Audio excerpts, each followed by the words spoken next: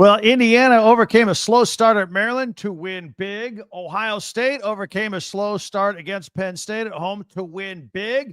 We just had an overtime thriller at Minnesota. Every team, every game throughout the Big Ten. Let's do it. Our live Saturday recap, Locked On Big Ten Live, starts right now.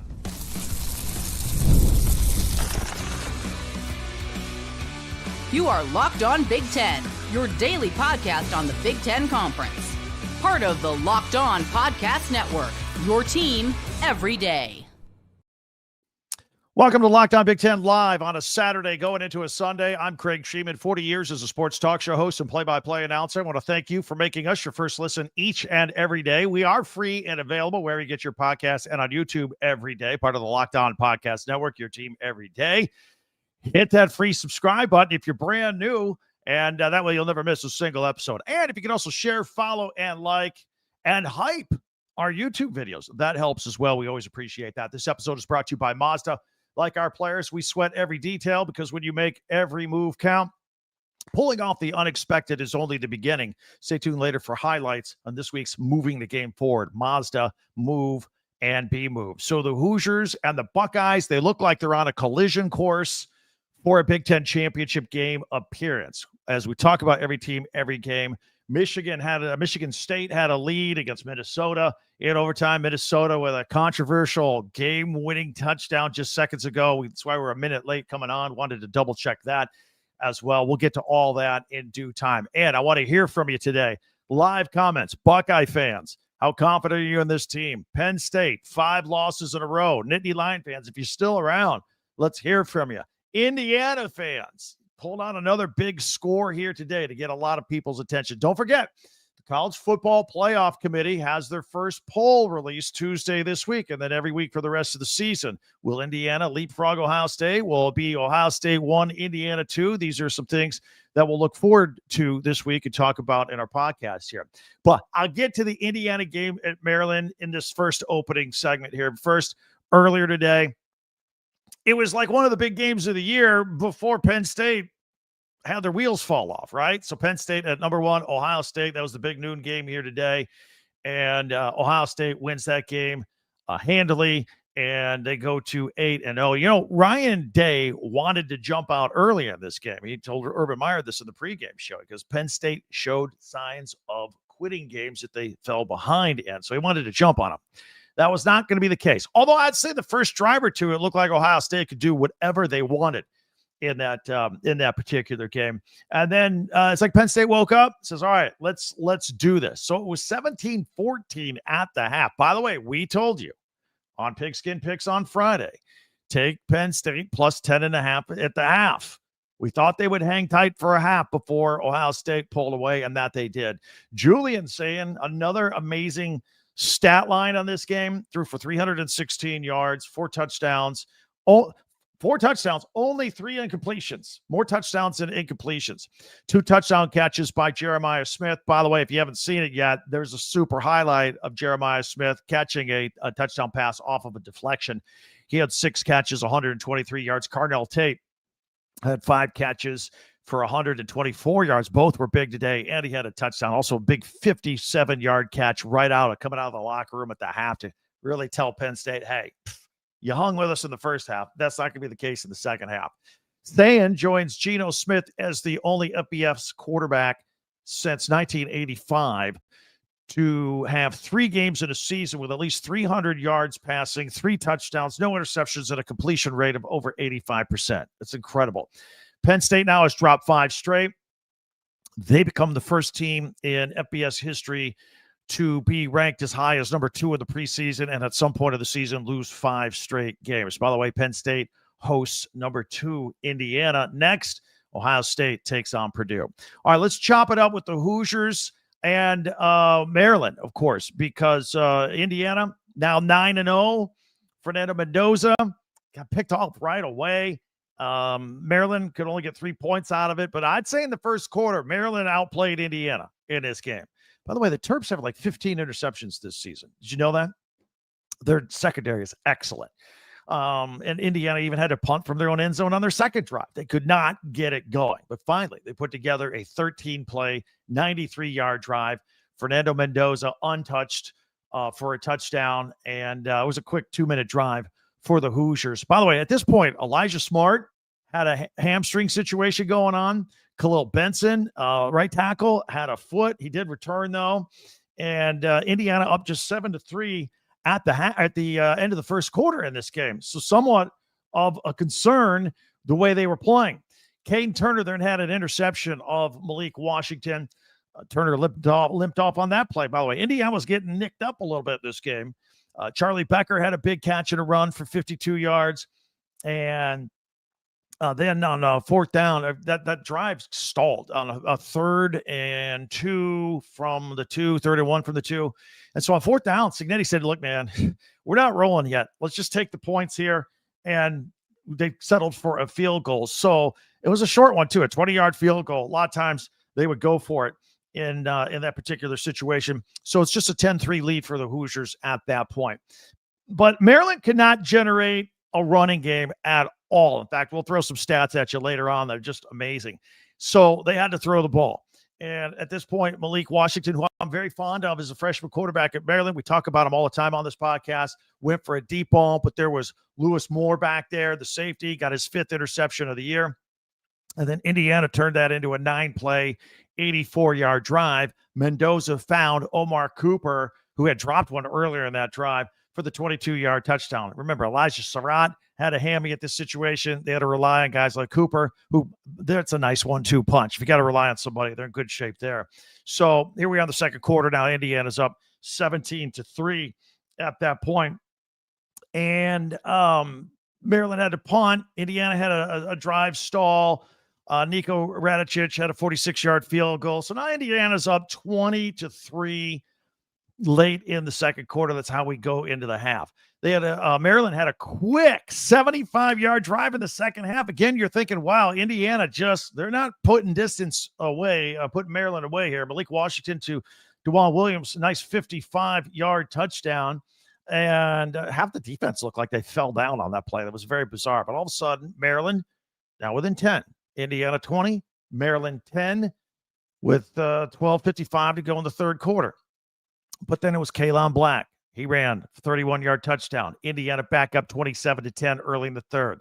At this point of the game, Indiana is leading Maryland in rushing totals, 186 yards to 3. That's how this game went. Again, Maryland was very one-dimensional on the day. Maryland's next drive, though, Devin Boykin. This is where Maryland started falling apart. Devin Boykin of the Hoosiers had that strip fumble off Malik Washington, recovered it, scored a touchdown. So now it's 34-10 Indiana. On the next drive, another fumble.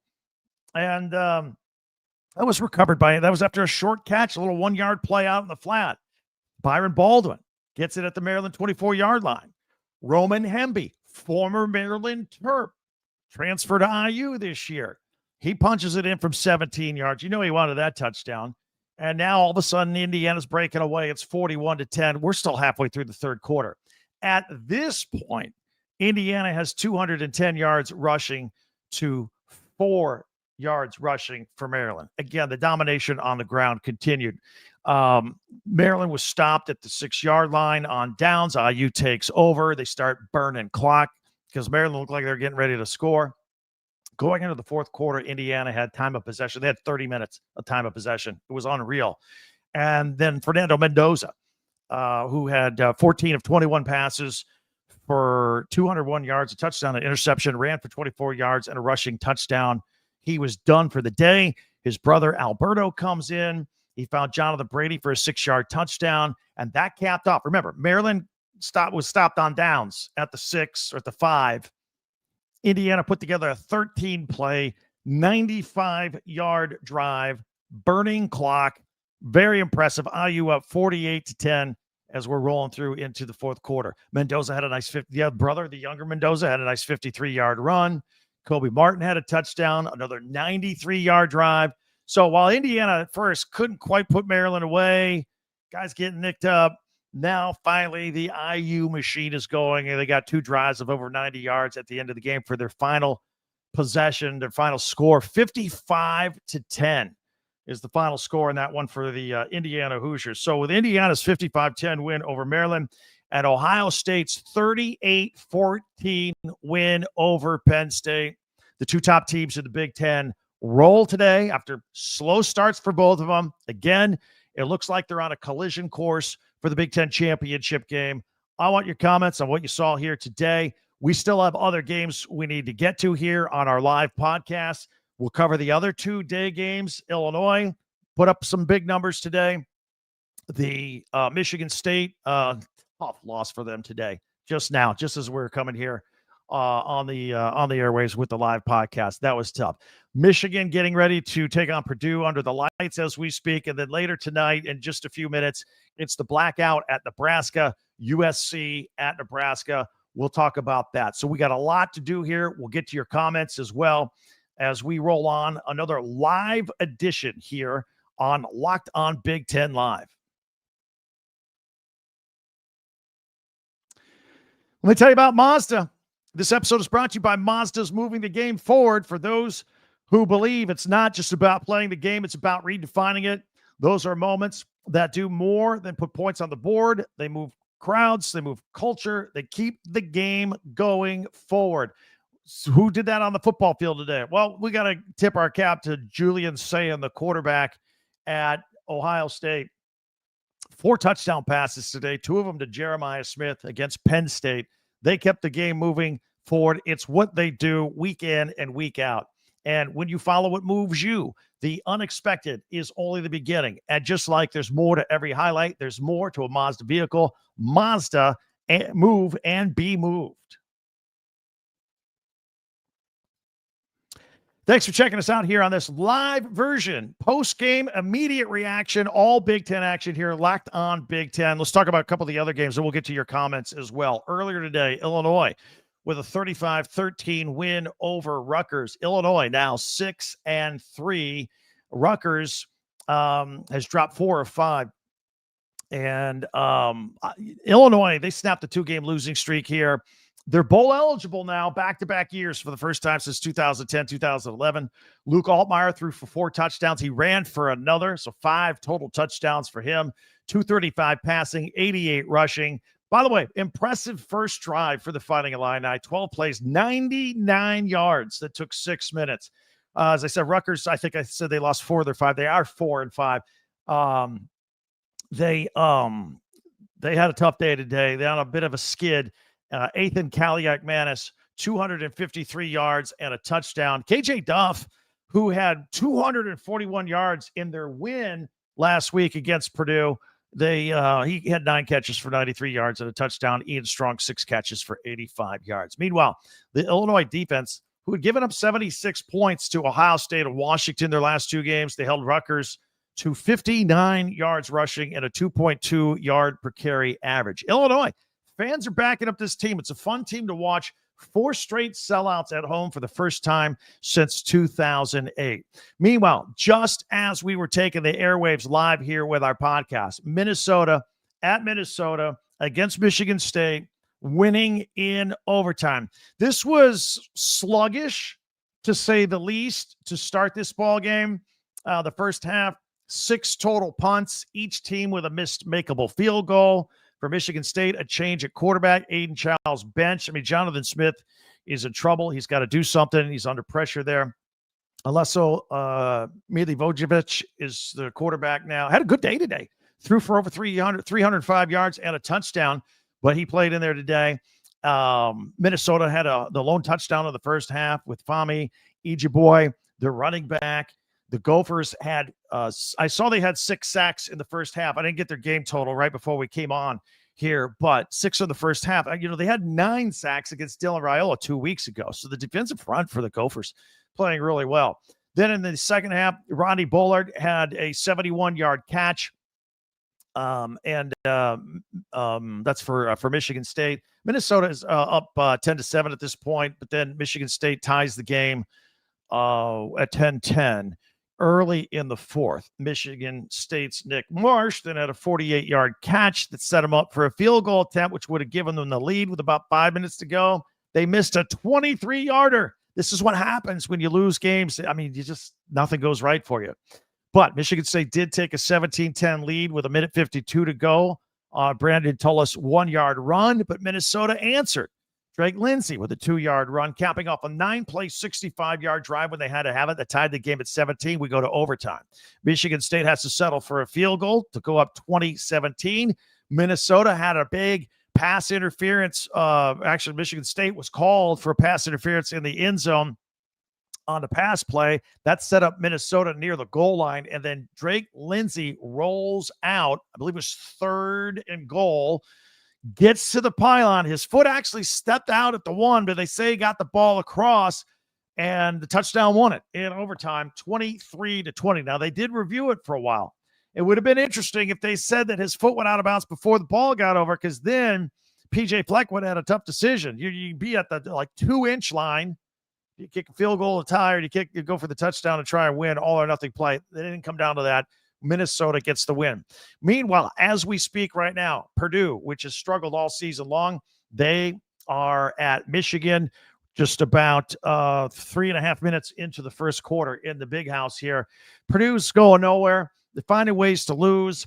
2 games ago, they gave up 14 points in 7 seconds in the fourth quarter to lose to the Gophers. And last week, they gave up 2 field goals in the final 66 seconds to lose to Rutgers. Meanwhile, Michigan bouncing back, I think, nicely from their loss at USC with wins against Washington and Michigan State. They've been banged up a little bit here, trying to stay healthy, trying to also improve at the same time, which they have been. So I'm very curious. We're here at the beginning of November. I want to see what this Michigan football team looks like at the end of November. You know what's coming at the end of November. That's right. That game against Ohio State. Meanwhile, under the lights here, getting ready to kick off in just a few moments. USC is at Nebraska. That's going to be that'll be the NBC game of the week and the Saturday night game of the week with the Big 10. And it's going to be a blackout. Everyone's going to be wearing black uniforms. The crowd's going to be wearing black under the lights. It's going to be a great atmosphere. Nebraska, though, they've been going up and down here. I can't quite figure them out. And, of course, USC on the road, you never know what you're going to get. Matt Rule got his 2-year extension this week. That was the biggest news out of Nebraska. Hopefully it calms everybody down with any rumors of going to take the Penn State job, his alma mater over there. Nebraska, Matt Rule in year 3, they're already bowl eligible for the 2nd year in a row. That's a big deal there for sure. Meanwhile, we know what USC can do with their running attack, or their passing attack and the running attack, frankly. They've been really good on the ground, even though they're down to the 3rd and 4th string running backs. They're averaging almost 6 yards a carry. Emmett Johnson for Nebraska is averaging 6 yards a carry. Both of these teams can run the ball. But Jade Mayava and Dylan Raiola, what a quarterback matchup that will be tonight. Of course, we'll have more on that on Monday's Locked On Big 10 podcast as we recap the entire weekend as well. But let's get to some of your comments now and figure this out. Then coming up in a few moments, we'll have our first look ahead at week 11. I can't believe it's week 11 already, but let's talk about some comments here. See what you got for us. Everybody in the Big 10 is welcome. We're talking about everybody here today.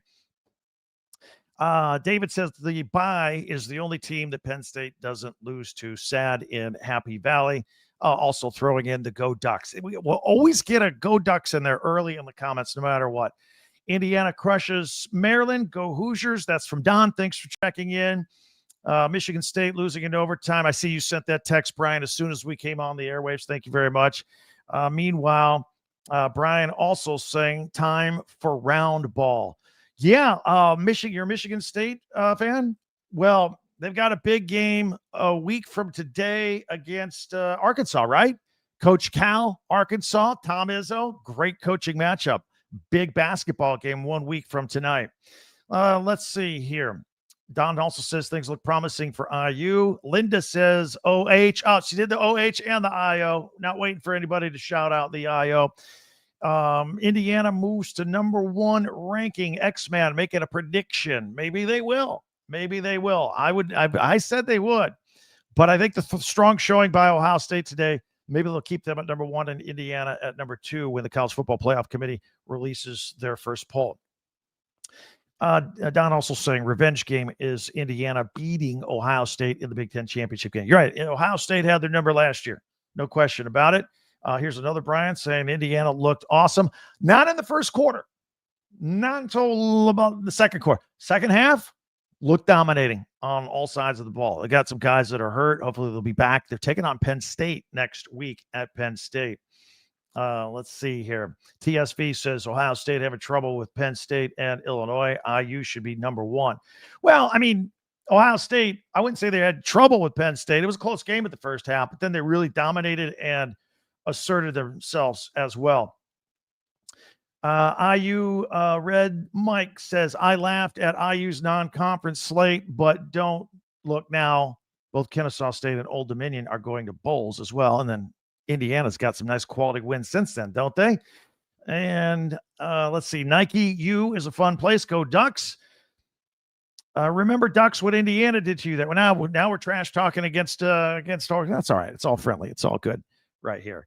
Let's see. I'll read a couple more here, and then we're going to take our look at next week at week 11, if you can believe it. And let's see here. Michael checking in. I'm an IU fan. I don't care about the Heisman. I want to win the Big 10 championship. Fernando Mendoza, look, he didn't put up spectacular numbers today, and there are some games he doesn't, but everybody seems to think that Fernando Mendoza is the leader in the Heisman race right now.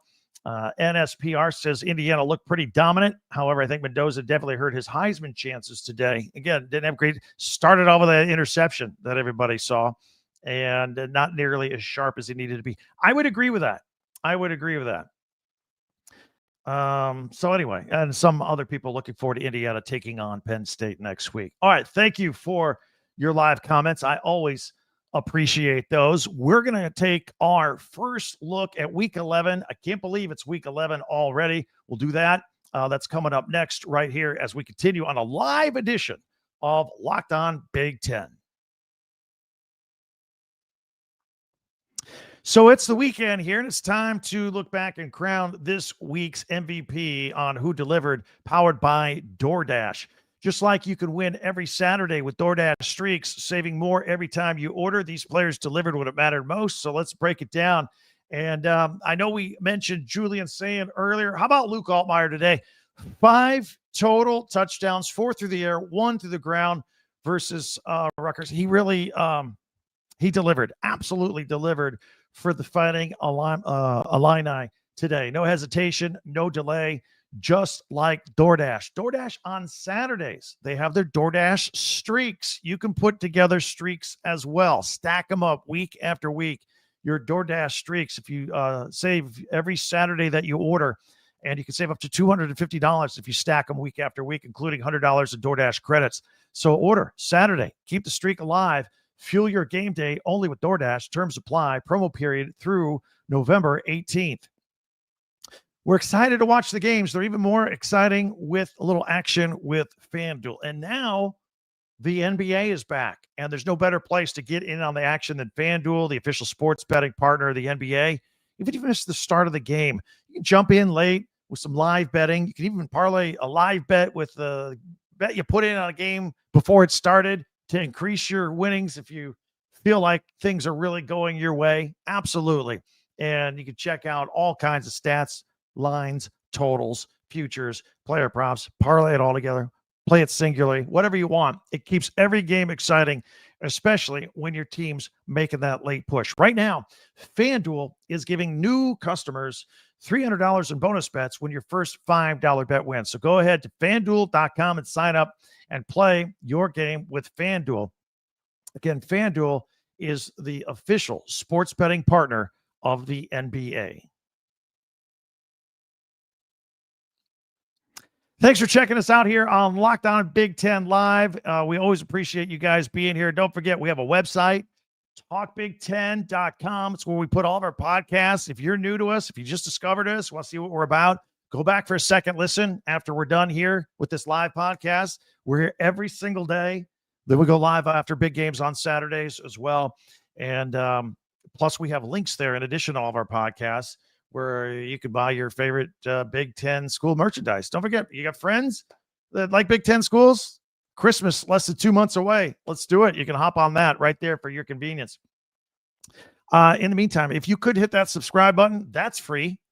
That way you know when we're out and about here every single day. And also, if you could share, follow, and like Locked On Big 10, that helps us out as well. All right, let's take our first look ahead at what's coming up next weekend. Don't forget, we got Michigan and Purdue going on right now. We got USC and Nebraska about ready to kick off. We'll have recaps to all those games too on Mondays. Mondays, we have our regular long form podcast at Talk Big 10. We also, at Locked On Big 10, we also have a recap for you. If you're busy on your way to work, want to check it out, all kind of condensed. So you can check that out as well. So next week, as we speak right now, here live Saturday night going into Saturday, we don't have a lot of TV times yet. The networks haven't decided which games they want. So I don't know yet which game we're going to go live after next Saturday. I'll let you know probably by Monday, Tuesday, the latest on our regular podcast. You can check that out as well. So on the slate, we do have a Friday night game in the Big Ten. Northwestern is at number 23 USC. That is 9 p.m. Eastern, 6 o'clock Pacific on Fox. So Friday night lights again for the Big Ten. And then on Saturday, number 2 Indiana is at Penn State. That's a big one. I got a feeling that's going to be a big noon kickoff. We don't know that for sure as we speak, or could be number 6 Oregon at Iowa. That's another big game. I'm very interested. I know you are too. Nebraska is at UCLA. We don't know times or TV networks for these yet. Washington at Wisconsin. Number 1 Ohio State is at Purdue. We do know that will be a 1 p.m. Eastern game on the Big Ten Network. And Maryland will be at Rutgers at 2:30 Eastern on FS1. That we know for sure. So that's how we look going into next week. And again, we'll make the announcement as to which game we will go live. In the meantime, if you're a Big Ten fan, and I think you are if you're checking us out, right? I know you know other Big Ten people, your former roommates, your family, your friends. Let them know that we're out here every single day. It's one of the reasons we go live on the weekend. We kind of get new people, let them know what we're all about and that we're here all the time. We would definitely like to get them in the fold as well. We're on Twitter at TalkBig10, number 10. We have a website, talkbig10.com. Hit that free subscribe button so you never miss a single episode as well. I want to take one last quick look at some comments. X-Man, thank you. He says, always a great, entertaining show. Thank you. We have a lot of fun doing it, and you guys help us make it go as well. Let's see. Life's Lottery says when Ohio State goes to its 6th and 7th gear, most teams will be looking forward to 2026 spring ball. And this includes Indiana, they say. So you're insinuating that Ohio State quite hasn't gotten up to its best level of play yet. And when they do, you'll smoke Indiana. I think you can argue the same for Indiana. I don't think they've hit a 5th gear yet. I really don't. Also, Donnie, out of the block, Ohio State beat Texas, nothing since. Indiana has beat Oregon, nothing more. Oregon is in hiding, waiting for the postseason. Interesting take as well. And we'll leave it at that. We love your comments. You can always hit us up with the comments on YouTube as well with all of our podcasts. Also want to give you a shout out and a heads up that college football fans, Locked On and Fire TV present the College Football Kickoff, your ultimate college football weekly preview. Drake Toll of Locked On Big 12 leads that conversation along two-time AP Coach of the Year Gary Patterson and former college star Jesse Holley, and all of our Locked On experts come together as well and get you ready for every single weekend. It's a college football preview that only Locked On can do. So catch the College Football Kickoff every Thursday throughout the season, only on Fire TV. That's it. Enjoy the games tonight. We'll be back talking about them on Monday. Hopefully you'll join us then as well and bring your friends along for Locked On Big 10 Live. I'm Craig Sheeman. Thanks for checking us out.